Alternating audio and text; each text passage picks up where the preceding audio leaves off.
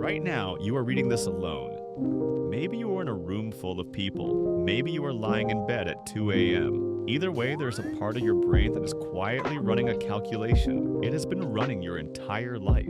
It is checking one thing. Are you connected? Are you safe within the group? And if the answer comes back no, it does not send you a gentle nudge, it sends you pain. Real, physical, measurable pain. And that is not a metaphor. The story of human loneliness is not a modern problem. It is not the result of smartphones or social media or moving away from home. It is something far older and far stranger than that. To understand why being alone feels the way it does, you have to go back millions of years to a version of you that looked nothing like you, living in a world that was trying to kill it. Your ancestors did not survive alone.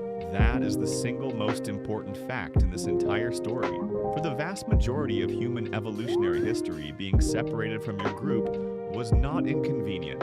It was a death sentence. A lone human on the African savanna was slower than a lion, weaker than a hyena, and had no claws, no venom, and no armor. The only thing your ancestors had was each other. So your brain developed a solution.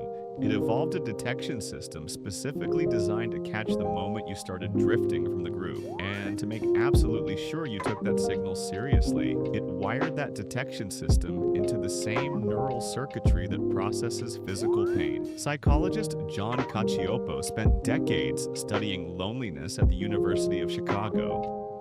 What he found overturned nearly everything science had assumed about social isolation. Loneliness, Cacioppo demonstrated, is not simply sadness dressed up in different clothes. It is a biological alarm. The same way your hand pulls back from a flame before your conscious mind has processed the heat, your nervous system pulls you toward reconnection when it senses you have drifted too far from others. The pain is the mechanism.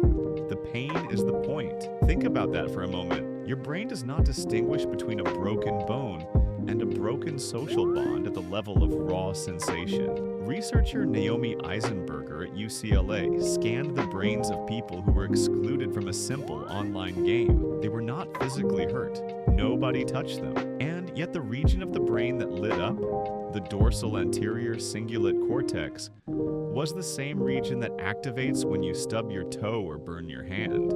Social pain and physical pain are not cousins.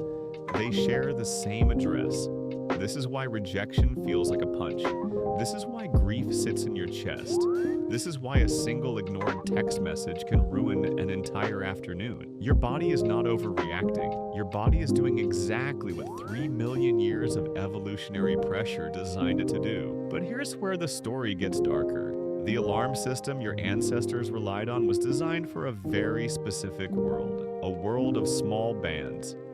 50 to 150 people, everyone known, everyone accountable, threats visible and immediate.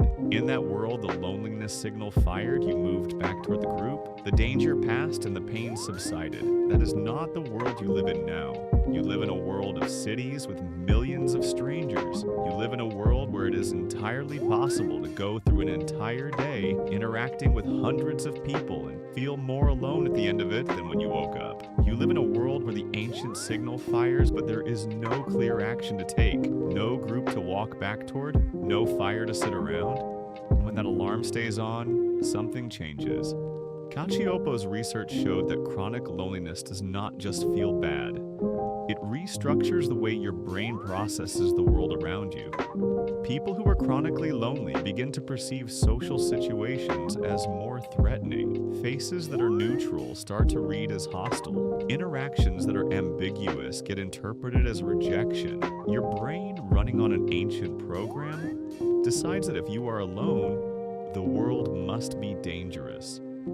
And it starts updating its model of reality accordingly. It becomes a trap. You feel alone, your brain shifts into threat detection mode. You read the world as dangerous and unwelcoming. You pull back, you connect less, you feel more alone.